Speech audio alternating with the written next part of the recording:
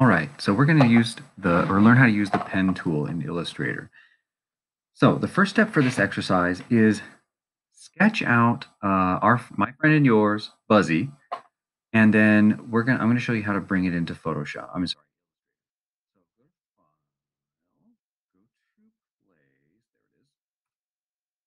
and then go through your file structure on your computer and find your take a picture or do a sketch of Buzzy, just a real quick one. That doesn't have to be a masterpiece. Then just use your phone and take a picture of it, and then email it to yourself on your computer. Then save the photo out of your email. So it's several steps. Actually, or you could do it like I did. I actually just sketched it real quick on a notepad just now, and I held it in front of my camera, and then that way it's saved directly on my computer. So that saves you the step of taking it with your phone and emailing it to yourself. So I'm going to go ahead and grab mine real quick. Pictures, camera, okay, there it is.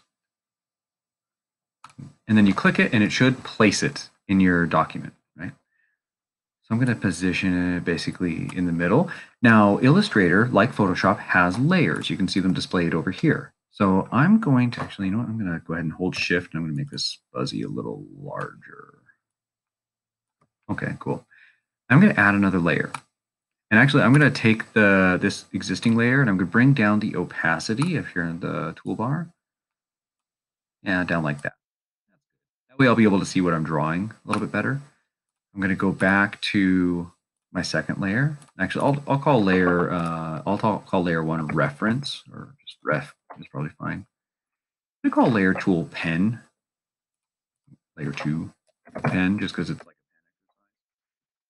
All right, now let's go select the pen tool. Now, if you recall the Bezier game I had you play, you learned how to use the pen tool pretty well in that. If you got to the end of it, you are great. If you had trouble, this exercise is probably going to be a challenge. So I'm going to recommend for you to go back to that Bezier game and try to get as far as you can. If you can beat it, then I feel like you've pretty much got the hang of the pen tool. It just takes practice. I know it's really kind of a frustrating tool to master, but with practice, you get it. It just, nothing will do it but practice. All right, let's go ahead and click pen.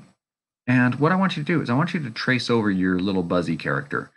So with no further ado, we're going to go ahead and do that. So, oops, I'm going to choose the pen tool. All right, so here's the first line. Oh, and you'll probably notice right off the bat that it doesn't want to let go, does it? Just hit enter. Yeah, let's go. But there's a problem here. Let's zoom in.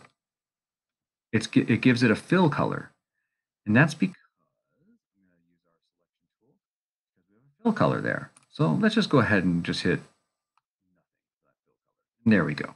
Now we have that red stroke color. Well, you know what? I'm going to go ahead and turn that to black. I know it's not really original, but it does the job. You can kind of do something fun, like if you wanted to make a Buzzy with like that kind of sketchy charcoal look, you can do that. I'm actually going to change it to like a little round point, and I think that'll be fine. And so we did an exercise similar to this before, but we used our brush tool, right? But you may have noticed that if you want a really clean design and your hands are human hands, they're not perfect, right? So there was just oftentimes it was just really difficult to get a nice smooth line. That's the benefit of the pen tool, is you can really get a perfectly clean, perfectly round line. Right like that. And I'll just click it there. There we go. Not bad, right? Real clean, real smooth, real round. You know, much better than my human hand. Bring that size. Oh, maybe I'll bring the size of this. I'll bring the size of this one.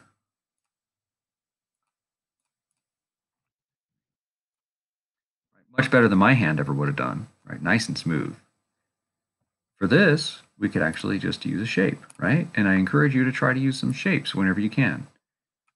I'm going to give that a fill color of black because it's an eye pupil. I'm going to use my selection tool to